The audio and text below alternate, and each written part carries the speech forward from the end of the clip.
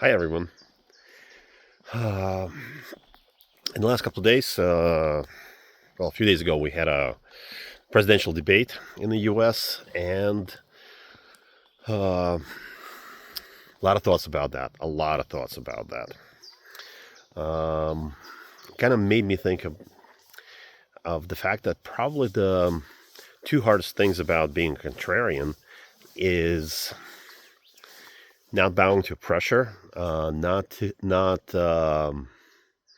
following the consensus, feeling the urge um, to conform, to be like everyone else, to be part of the tribe, and to be able to hang on to your own opinion, to your own thoughts, and be able to think through situations critically. And second thing is not lie to yourself. That's really hard. We're usually concerned about how people lie to us, but nobody lies to us as much as we do to ourselves. And with these presidential debates, I must say I was shocked. I was really surprised how well Joe Biden did. I expected a total collapse. I wasn't like coming as time was closer to the debate. I was sure they were going to cancel the debate. How can they? How can they let this guy go out and show the whole world what his real situation? So so I was really surprised how well he did. I mean, I don't know who was in charge of that. I don't know what they gave him. I don't know how they prepped him, but I mean, he lasted really well.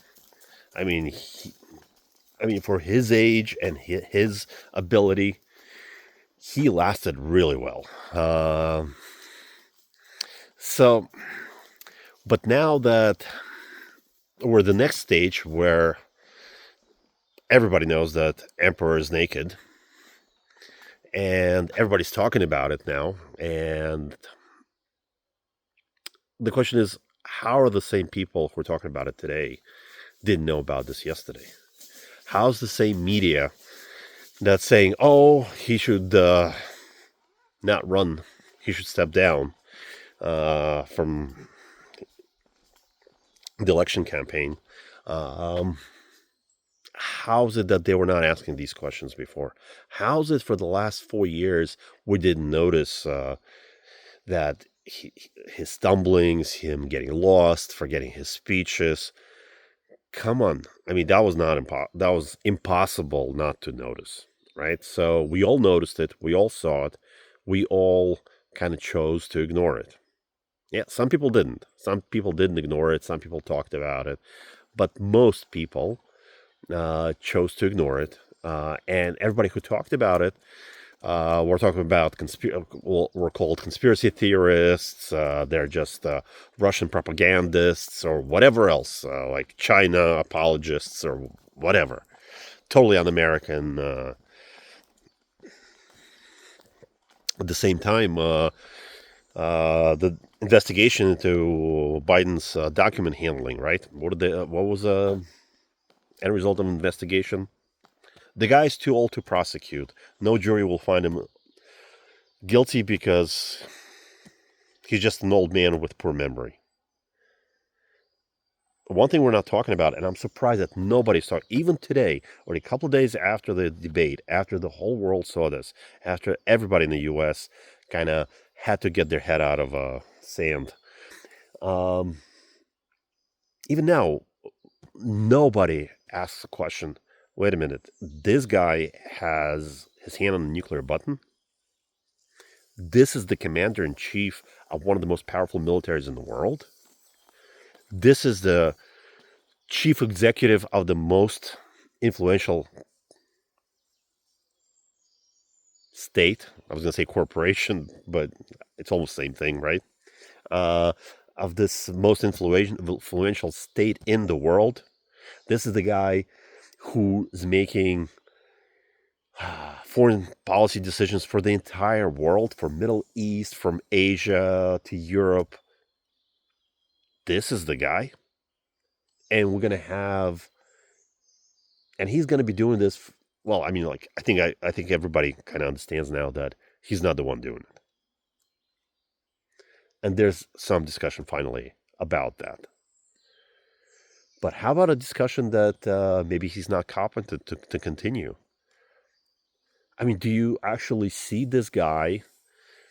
Would you give him a minivan full of kids and ask him to drive them to school? I don't think any sane person would do that.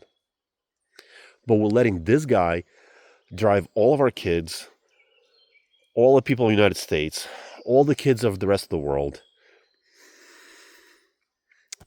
into where? Into extinction? Into World War III? Into total economic collapse? We're trusting it to a guy who you wouldn't trust to drive your kids to school? Our entire lives, literally. We're trusting to a guy, you know, maybe he's an old, kind grandpa, but he's not, obviously not competent to make decisions. I would even argue that a really competent lawyer would be able to prove that any agreement he enters into would be a non-agreement. I would not be surprised if, like, years later they'll say, "Oh well, Joe Biden signed this." Well, sorry, he was senile. We learned later, so this law it doesn't affect anything. It's null and void. I don't know. Would you be signing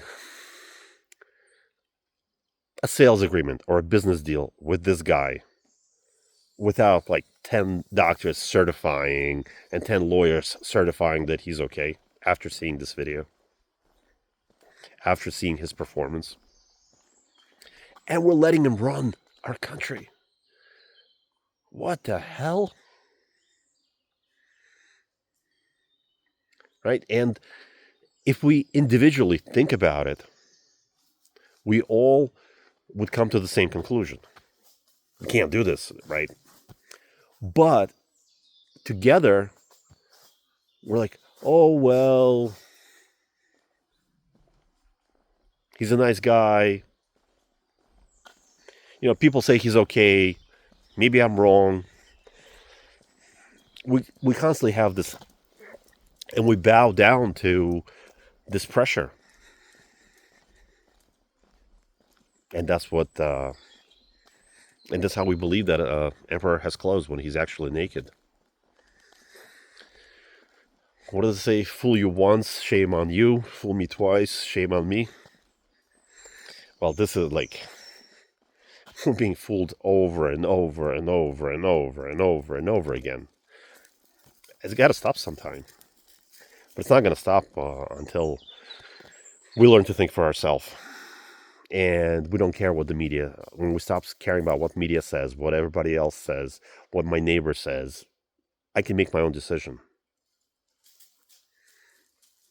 Somehow people feel that my great grandfather was a Democrat, and our whole family for generations been Democrats, so I will always vote Democrat.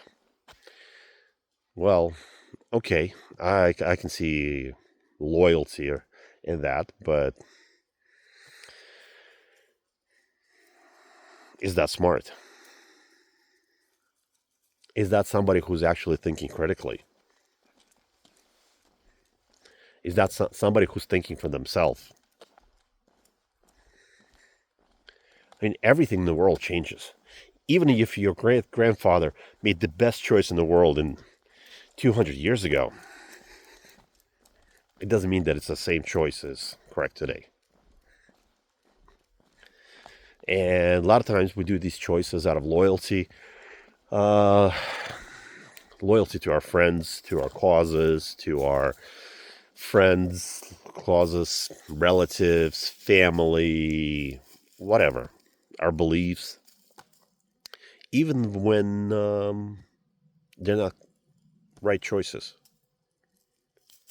Well, even when we understand that we're able to fool ourselves into believing that, oh, I'm doing the right thing. I'm doing it for this reason or this reason. But I'm doing the wrong thing. And I'm going to have the wrong result. And that's where the second part comes in, where now lying to yourself. Okay, if I'm doing it out of loyalty and I'm willing to kill all my grandkids, my children, my grandkids, completely kill their future, kill life on this planet, because I want to be loyal to the beliefs of my grandfather, great grandfather. Okay, let's do that. But it should be a conscious choice and not something that's just done automatically.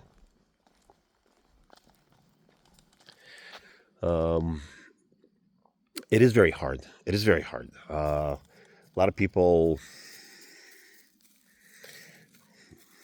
yeah, I guess it's all about our ego, right? Our image of ourselves. I'm a Republican. I'm a Democrat. I'm this. I'm this. I'm this. And to say, well, I'm this, but at the moment I choose to do something else, it's hard.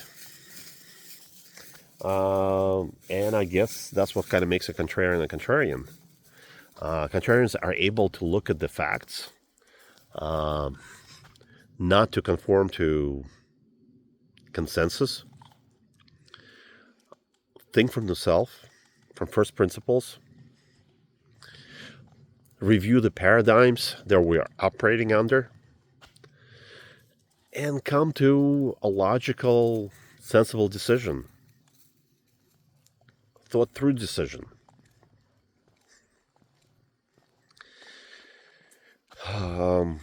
So, anyway, that's my thoughts on the debate and situation.